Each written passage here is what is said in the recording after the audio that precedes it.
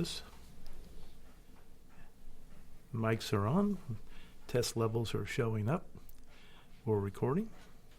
From the Ohio County Historical Society Museum in Rising Sun, Indiana, this is Local History Matters.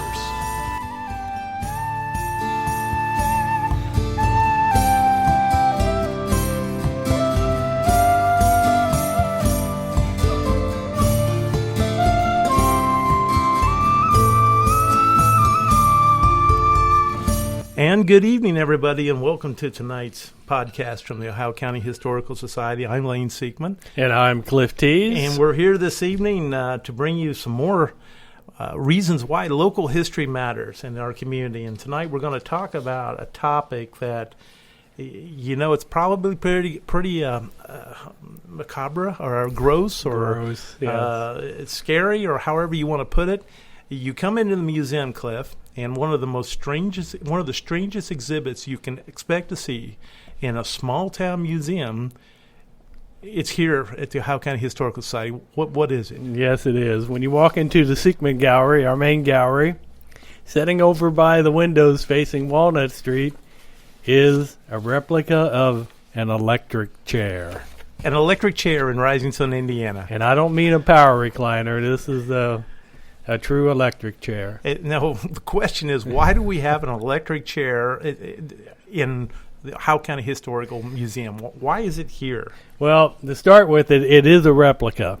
Okay. Yeah, it is a replica. It's not the real thing? It's not the real thing. So it's safe for the kids? And yes. Right. And for visitors to sit in and have their pictures taken. Like one of our museum friends, Kevin Quatman, came in and sat down in the chair, and the photograph is absolutely priceless. And we've never plugged the replica in to make sure it works. No, never been plugged in. We've never had any volunteers come down to try it out. No, not with the power on. Okay. No. Well, how did an electric chair come to be here in Rising Sun? I mean, it's strange to think about. First of all, number one, the electric chair has a long history. Yes, it does. You know why we have electric chairs, don't you? Oh, yes. We have electric chairs because Thomas Edison and George Westinghouse got into an argument over the difference between AC and DC current.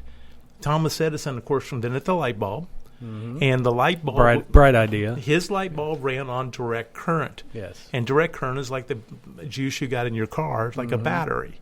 And so Thomas Edison's plan was to build small generating plants all the way around because... You know, direct current can only go so far. So if in the city, you would have one every couple blocks. But then along comes Westinghouse. Westinghouse gets an idea from this guy named Tesla. You ever hear of Tesla? Oh, yes. There's a lot of discussion about Tesla on the internet. Tesla says, hey, he's a genius. He's brilliant. He says, wait, I can come up with a different type of electric current. It's called alternating current, or AC. And this alternating current, we're able to put a big generating plant in place, kind of like what we used to have in Lawrenceburg. We got across the river now in East Bend. And these generating plants can transmit through electrical lines electricity over long distance. But the only difference is the electricity in alternating current has a much higher amperage.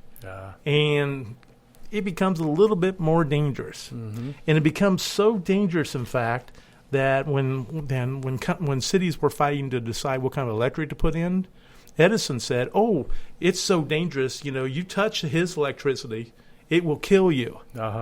And to prove it, you know what he did? The first thing he did, he killed an elephant with electricity. Yes, he killed an elephant. Jumbo, I think the elephant's name was. He hooks this poor elephant up and runs all this voltage through him and kills him. Yes. So we've got the electricity killing an elephant. And then, of course, at the time, they killed people, you know, who were guilty of heinous crimes.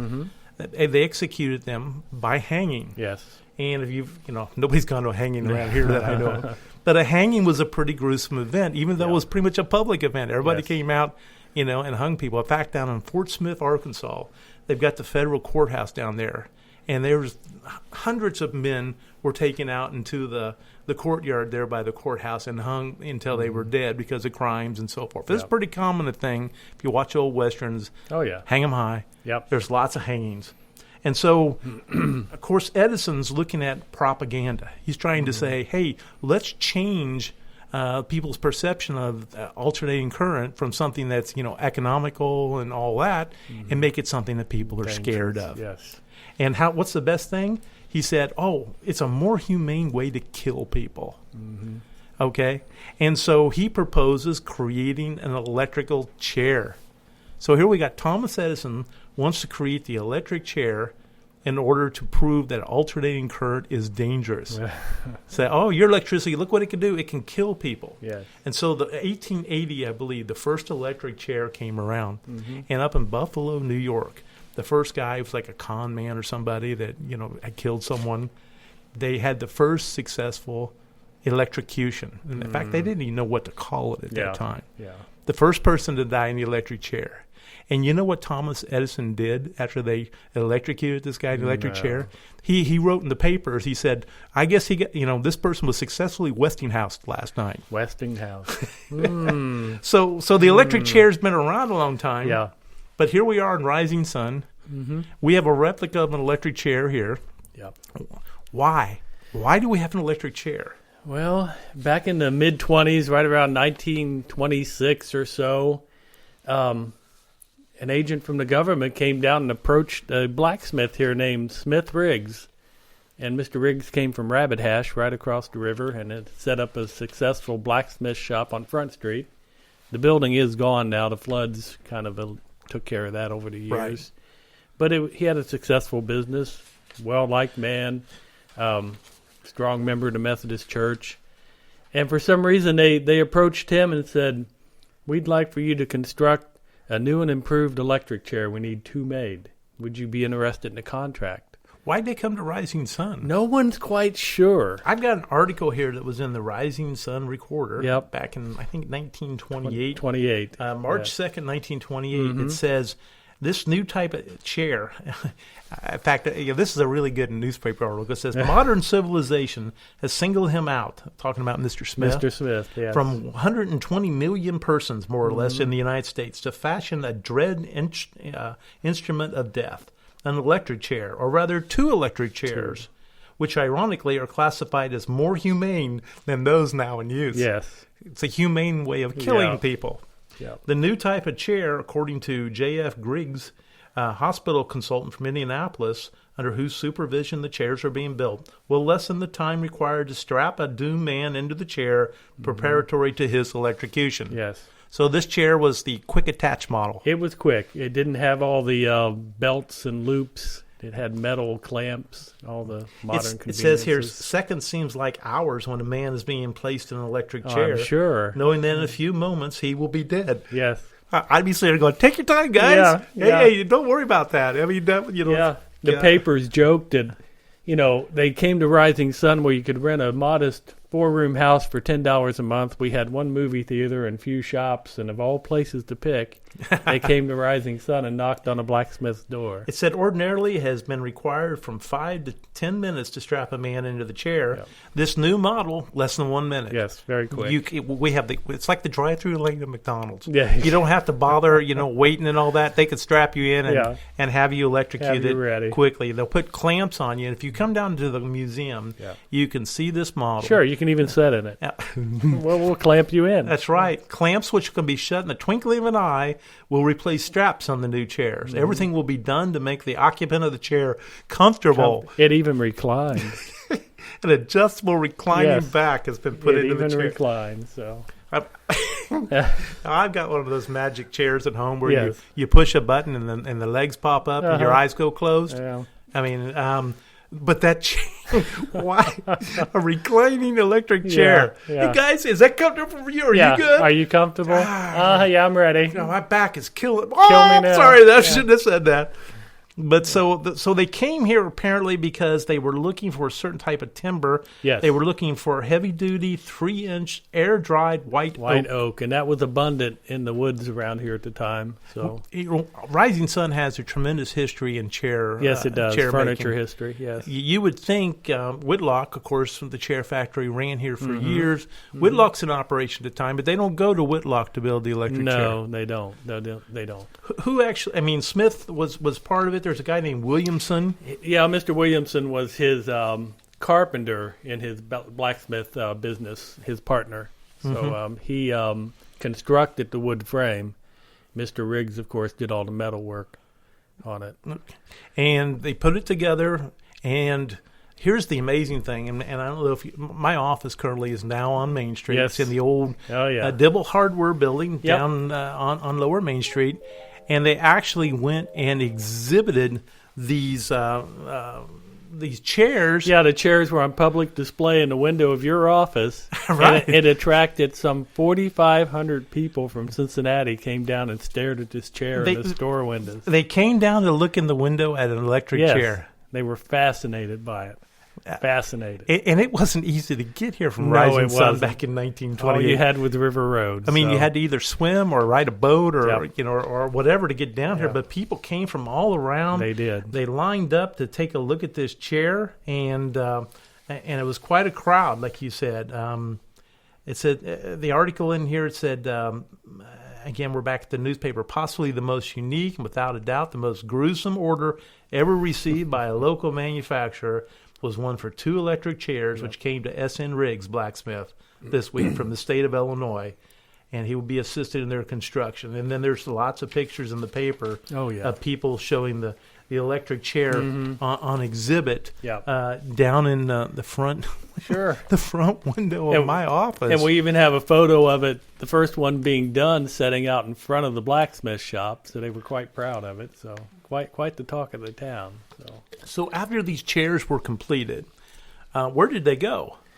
One went to Joliet State Prison in Illinois, and the other to Menard State Prison in Illinois. So they both went to state prisons up in Illinois. Yes. And identical chairs. Mm-hmm. Identical. And how did we come to have a replica of it? Well, this history kind of was forgotten for a while, and then when the museum was going through a great revival back in 2000, there was a lot of research going on, and someone said, hey, there are 2 electric chairs made here. There's still one in Joliet that has been decommissioned. I think they've both been decommissioned, but the one in Joliet was decommissioned first, and it's on display in a small museum. In the prison? In the prison. Now it's outside the prison in a private museum. Well, they sent a local carpenter and engineer, Dean Kerrigan. Everybody around here knows Mr. Kerrigan. He went up and did engineered drawings on it, photographs, and created blueprints because the blueprints had been lost, and that's something we'll talk about. We'll talk about that in a second. Yeah, he did detailed drawings and came back and built an exact replica out of the same materials, the same way the Smith and Williamson built it, and that's what we have on display now. Yeah, and if you go online and pull up photographs of these chairs at the prison, it's the exact same chair. The exact chair. Exact same chair. And between 1928 and 1992, the Electric Stateville, which is Joliet, the state's the first person to die there, on December 5th. 3 people on December 5th. Bob Clark, they wore them additional 1962. Was that hangman? I cost the $1 to hang and kill versus the electric one. Before in the movie and book Stephen King, it's if you see the description, they own their ancestral. I see could be human, and in fact, all the stuff Jack. In fact, there are very few Jack on the that the proper medication are not available. These won't.